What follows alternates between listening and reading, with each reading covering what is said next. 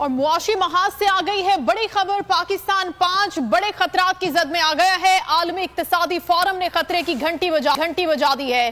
पाकिस्तानिया होने, महंगाई और अदम इस्तेहकाम बढ़ने के खतरात मंडलाते रहेंगे। आलमी रिस्क रिपोर्ट में पाकिस्तान को दरपेश खतरात की निशानदही कर दी गई। अगर आपको ये वीडियो पसंद आई है तो हमारे चैनल को सब्सक्राइब करें और बेल आइकन को प्रेस करें।